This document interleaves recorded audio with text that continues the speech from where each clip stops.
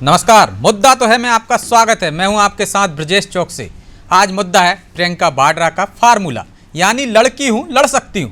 उत्तर प्रदेश विधानसभा चुनाव में आजमाए गए इस फार्मूले को कांग्रेस मध्य प्रदेश में भी आजमाने जा रही है।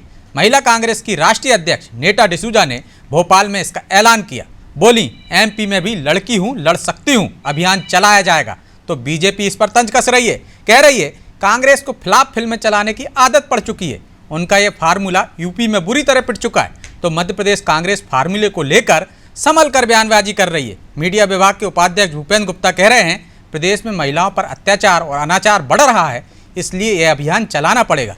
लेकिन सवाल यह है, क्या यूपी की तर्ज पर एमपी में भी कांग्रेस यह जोखिम उठाने के लिए तैयार है और वह 40% महिलाओं को टिकट दे पाएगी, या फिर यह ऐलान प्रियंका वाड्रा को खुश करने के लिए दिया गया है? और क्या यह अभियान बीजेपी सरकार की लाडली लक्ष्मी जैसी लोकप्रिय योजना की कार्ड बन पाएगा?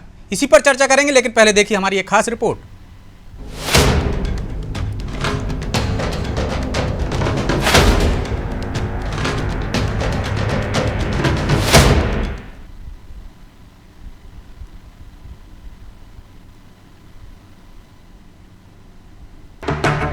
मध्य प्रदेश में भी कांग्रेस लड़की हूँ लड़ सकती हूँ अभियान चलाने वाली है। भोपाल में महिला कांग्रेस की राष्ट्रीय अध्यक्ष नीता डिसूजा ने इस अभियान की घोषणा भी कर दी है। इस अभियान के जरिए कांग्रेस का लक्ष्य आधी आबादी तक पहुंचने का है। देखा जाए तो लाडली लक्ष्मी, कन्यादान योजना, शहरी घरेलू कामकाजी महिला कल्याण योजना, प्रसूति सहायता, कौशल उन्नयन और जनश्री बीमा योजना जैसे कई योजनाओं के मार्फत मुख्यमंत्री शिवराज सिंह चौहान की प्रदेश की आधी आबादी पर पर्याप्त पकड़ है। लाडली लक्ष्मी योजना के माध्यम से भाजपा की 45 लाख परिवारों में सीधी पहुंच है। दूसरे शब्दों में कहें तो आधी आबादी के बीच भाजपा का वोट बैंक सशक्त हो चुका है। अब इस वोट बैंक में कांग्रेस सेंध लगाने की कोशिश कर रही है, लेकिन कांग्रेस का लड़की हूँ लड़ सकती हूँ अभियान सवालों के घेरे में है। उत्तर प्रदेश में ये अभियान असफल हो गया था, वहाँ खोने को तो कुछ भी नहीं था, इसलिए प्रियंका गांधी ने भरपूर प्रयोग भी किए। 40% टिकट महिलाओं को बांटे गए। यूपी के संगठन में भी महिलाओं को अहम जिम्मेदारी दी गई, लेकिन आधी आबादी के आधे वोट भी नहीं मिले। ऐसे में सवाल है कि जो प्रयोग यूपी में प्रियंका गांधी ने किए थे, वही मध्य प्रदेश में भी दोहराए जाएंगे। क्या मध्य प्रदेश में भी कांग्रेस 40% महिलाओं को टिकट देगी? और यदि ऐसा हुआ तो जीतने वाली महिला नेत्री कहाँ मिलेंगी? क्या पुरुषों को महिलाओं की नुमाइंदगी बर्दाश्त होगी? क्या प्रदेश इकाई इस कदम से सहमत होगी? इस परिस्थिति में ये सवाल भी उठ रहा है कि क्या लड़की हूँ लड़ सकती हूँ अभियान प्रियंका को खुश करने के लिए तो नहीं है?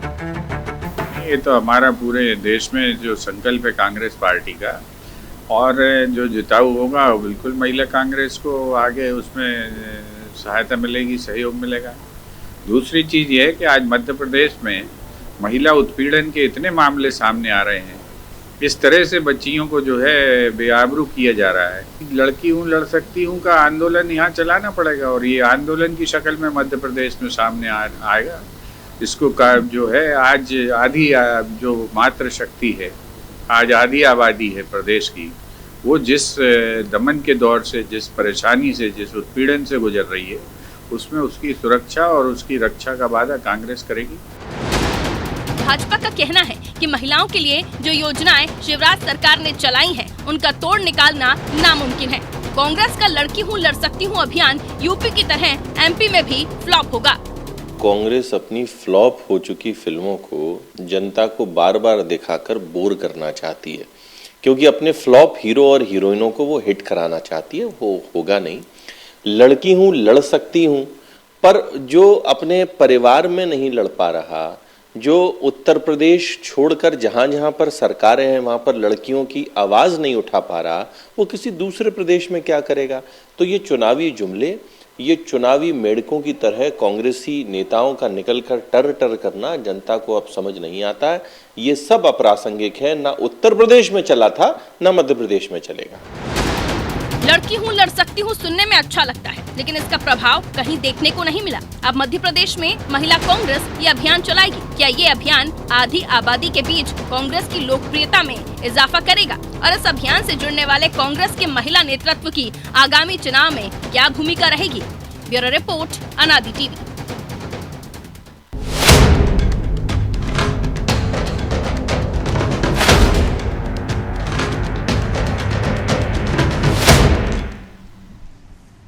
तो लड़की हूँ लड़ सकती हूँ। मध्य प्रदेश में इस फार्मूले का क्या असर होगा, ये समझने की कोशिश करेंगे। और इसके लिए हमारे साथ जुड़ गए हैं मेहमान के रूप में निधि श्रीवास्तव हैं, कांग्रेस का पक्ष रखेंगी, राजू मालवीय बीजेपी का पक्ष रखेंगे और सूर्यकांत चतुर्वेदी वरिष्ठ पत्रकार। तीनों मेहमानों का बहुत बहुत स्वागत है जी। धन्यवाद। सूर्यकांत जी, शुरुआत आपसे ही करते हैं। बड़ा चर्चित नारा था, लड़की हूँ लड़ सकती हूँ। मध्य प्रदेश में कई लोकप्रिय योजनाएं हैं। जिस तरह से हम देख रहे हैं कि आधी आबादी का झुकाव बीजेपी की तरफ बढ़ता जा रहा है, तो क्या ये सिर्फ उस आधी आबादी के वोट बैंक में सेंध लगाने के लिए एक ऐलान किया गया है, या वाकई में कांग्रेस गंभीर है और मध्य प्रदेश में भी इसको लागू कर सकती है, वो जोखिम में उठा सकती है जो उत्तर प्रदेश में उठाया उसने? देखिए, मध्य प्रदेश में कम से कम कांग्रेस इस स्थिति में नहीं है कि वो इस तरह का जोखिम उठा सके कि 40% महिलाओं को विधानसभा के चुनाव में टिकट दे। अगर 40% महिलाओं को आपको टिकट देना था तो उसकी पहले से तैयारी की जाती है। इसका उदाहरण निकाय चुनाव है। निकाय चुनाव में अगर आप जाएं और देखें तो बड़े शहरों में जहां नगर निगम के चुनाव हुए, उन नगर निगमों में कितने प्रतिशत महिलाओं को प्रत्याशी बनाया गया है, इसकी तुलना उससे निश्चित रूप से की जाएगी, क्योंकि 1 साल के अंतराल के बाद ही मध्य प्रदेश में विधानसभा चुनाव होने हैं। तो इस तरह की स्थिति मध्य प्रदेश में नहीं है। अगर आप उत्तर प्रदेश की तुलना करते हो तो उत्तर प्रदेश में चूंकि कांग्रेस के पास खोने के लिए कुछ नहीं था, इसलिए वो अपने वादे पर खरा उतरने का प्रयास करती रही और उसने किया भी। लेकिन अच्छी चीज है, अगर कांग्रेस में भले ही उत्तर प्रदेश में खोने के लिए कांग्रेस के पास कुछ नहीं था, लेकिन कम से कम उसने एक प्रयास किया। प्रयास में सफलता और असफलता मिलती है, यह समझ में आता है। ठीक है, उसे असफलता मिली, लेकिन यह नारा मध्य प्रदेश में कितना कारगर होगा इस पर तो संदेह अभी से बना हुआ है। उसकी वजह भी है, उत्तर प्रदेश में जब नारा दिया था वो प्रियंका गांधी द्वारा स्वयं नारा दिया गया था और वो हर सभा में, हर मंच से इस नारे को बुलंद करती थी, लेकिन उस नारे का प्रभाव मुझे नहीं लगता कि उत्तर प्रदेश में ज्यादा पड़ा। अगर पड़ा होता तो यह स्थिति नहीं होती। उत्तर प्रदेश की राजनीति में अगर आप देखें तो विधानसभा चुनाव में कांग्रेस को शायद 1 सीट मिली है। तो सूर्यकांत जी, फिर इस ऐलान का मतलब क्या है?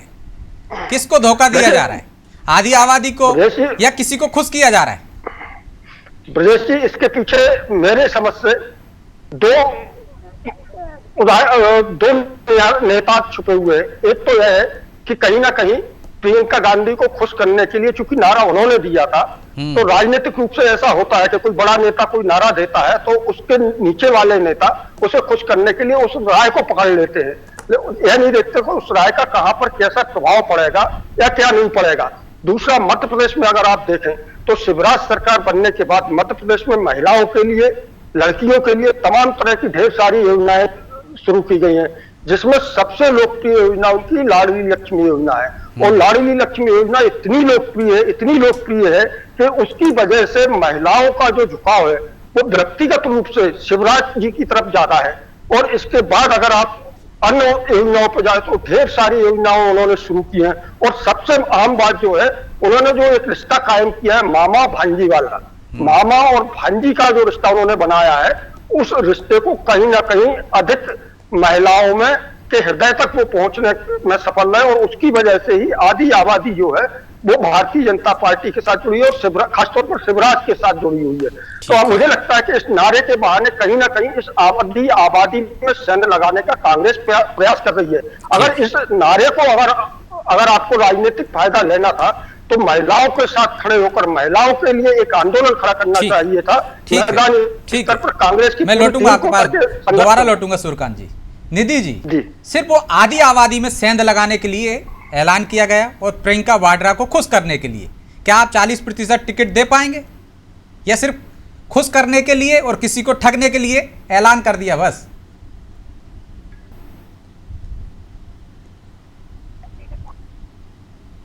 निधि जी,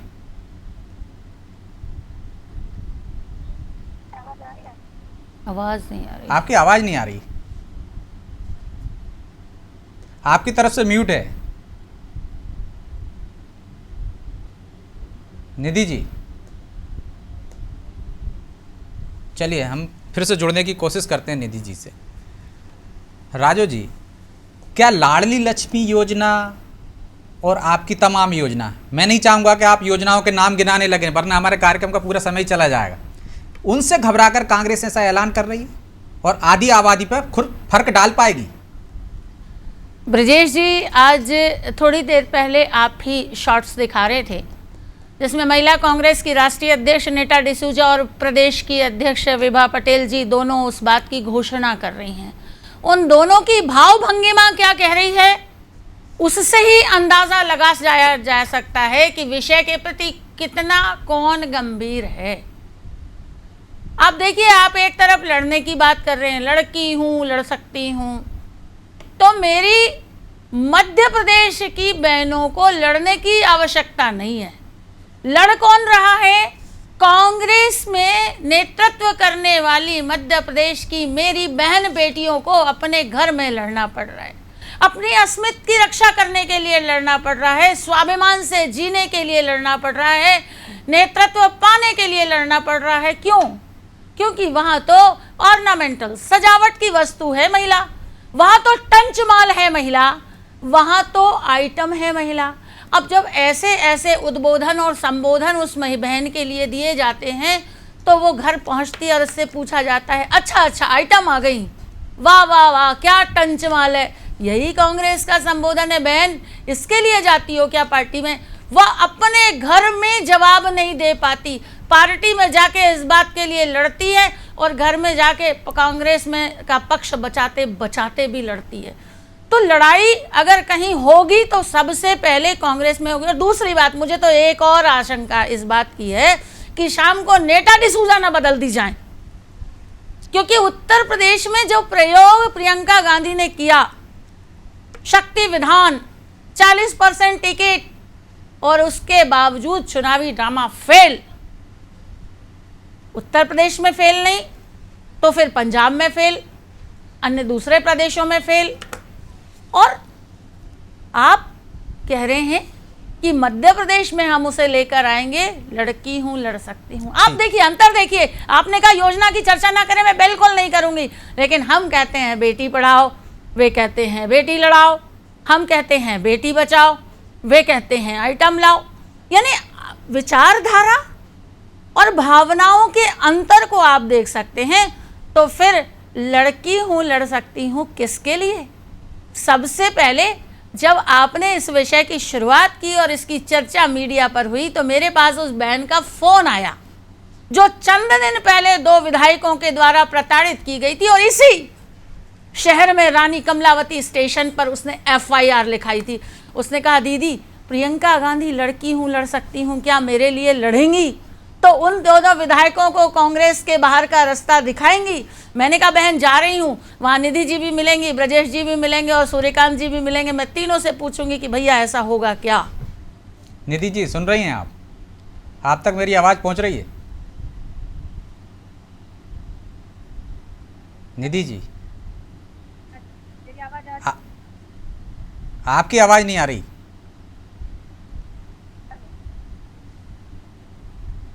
निधि जी, जी मेरी आवाज पहुंच रही है आपको? क्या निधि जी से संपर्क टूट गया या बरकरार है? निधि जी, आप सुन पा रही मुझे? जी मेरी आवाज आ रही है? हाँ, मैं सुन पा रही हूँ। जी, आपकी आवाज स्लो आ रही है। मैं सुन पा रही हूँ आपको। जी निधि जी, आपने अभी राजू जी को भी सुना, उन्होंने कहा है लड़ने की जरूरत मध्य प्रदेश में लड़की को नहीं है, लड़ने की जरूरत कांग्रेस में है। वहाँ सम्मान के लिए लड़ती क्योंकि वहाँ आइटम कहा जाता है, टंच माल कहा जाता है।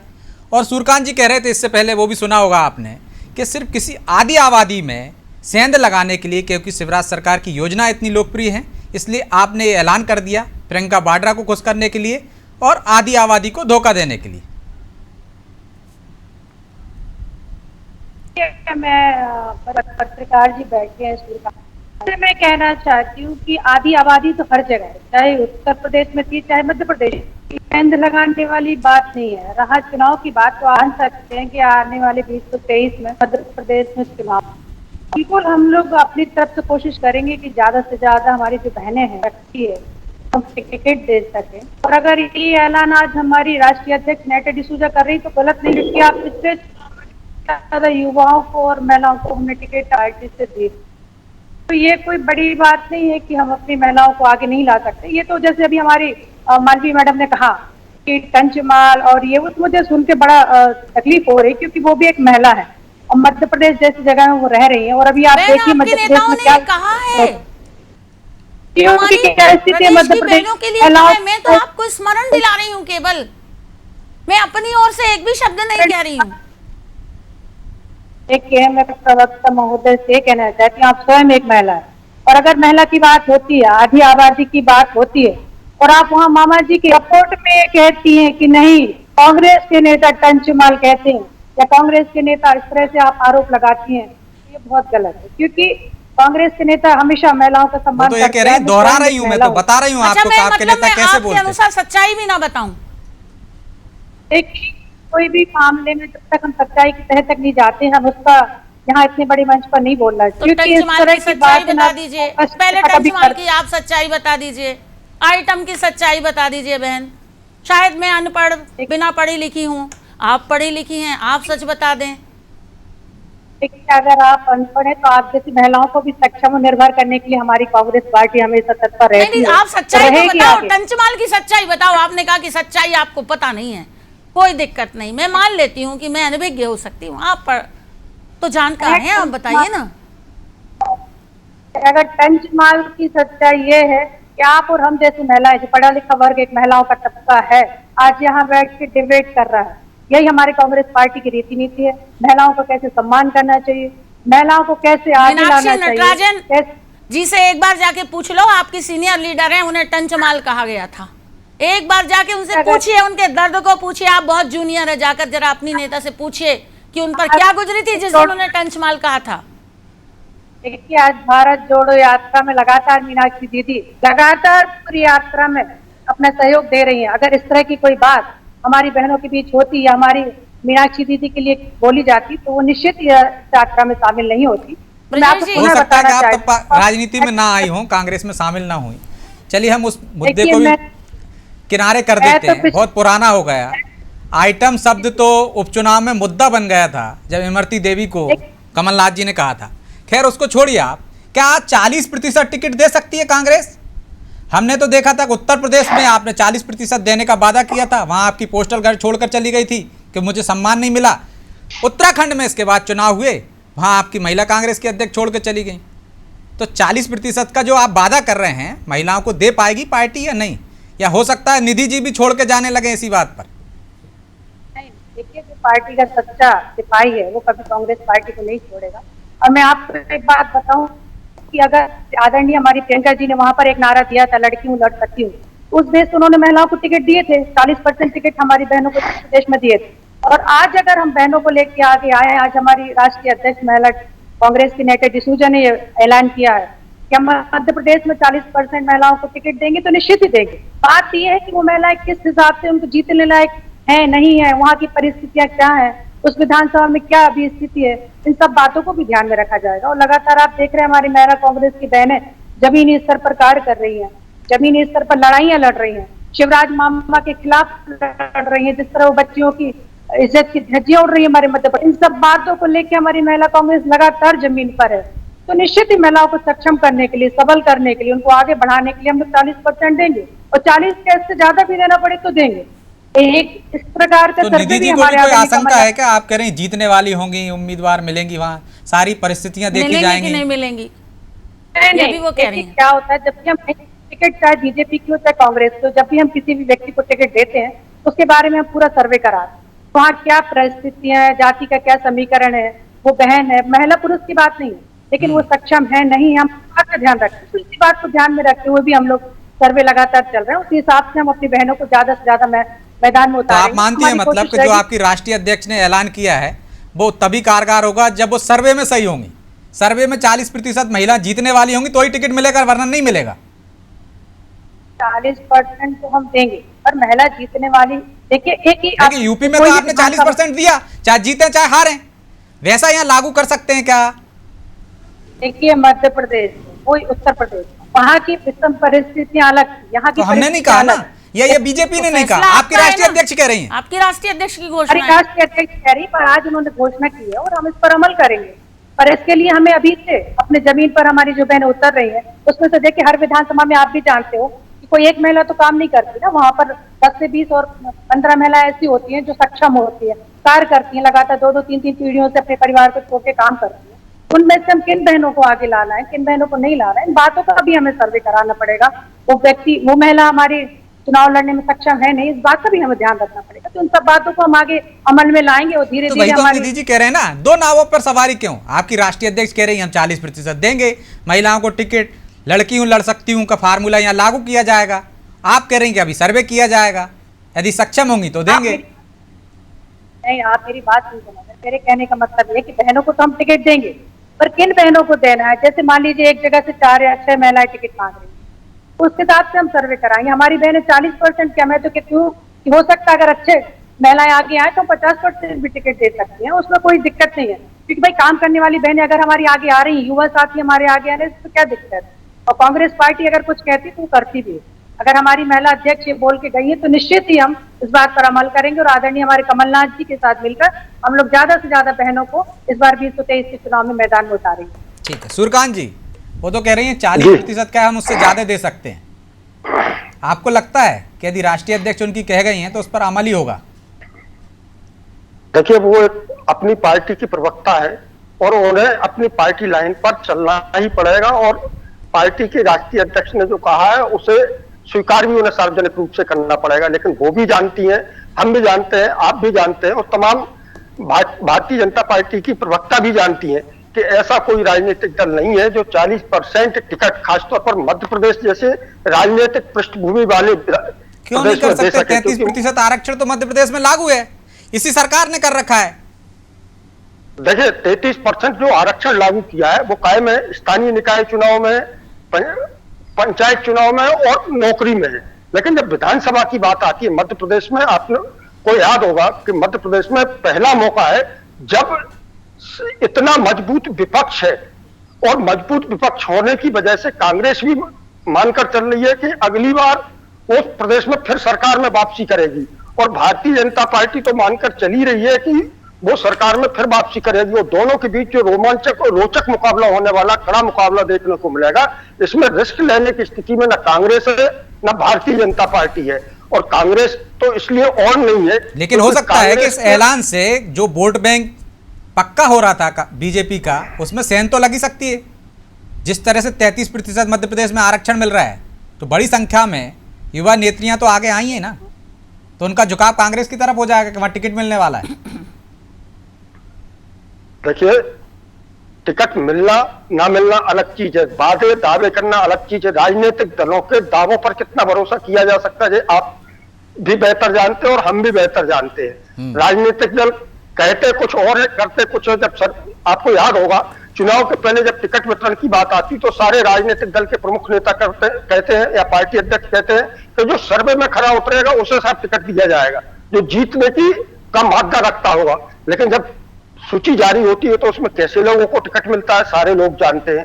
तो इसलिए राजनीतिक दलों पर, और हमने तो सर्वे की सूची देखी है कांग्रेस की, अरुण यादव भी उसमें हारने वाले कैंडिडेट हो जाते हैं और टिकट कट जाता है उनका। निधि जी, तो सर्वे पर भी यकीन नहीं है आपके? तो ऐसा नहीं है, सर्वे में यकीन नहीं है। और अगर आप आगे की बात करते हैं, आदरणीय अरुण यादव जी की भी बात करते हैं, तो देखिए अरुण यादव जी ने वहाँ की परिस्थितियां क्या थी क्या नहीं थी उस हिसाब से अपना निर्णय लिया था। तो पार्टी का निर्णय नहीं था कि उनको हम चुनाव नहीं लड़ाए।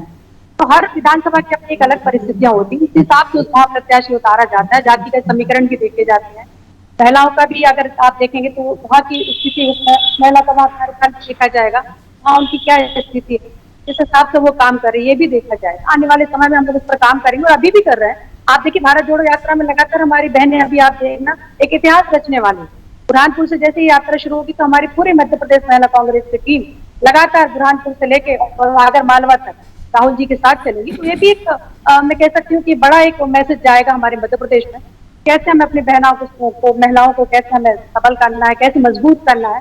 और 40% टिकट देने का उद्देश्य ये नहीं है कि 40% टिकट दे दी हमने विधायक बना दी।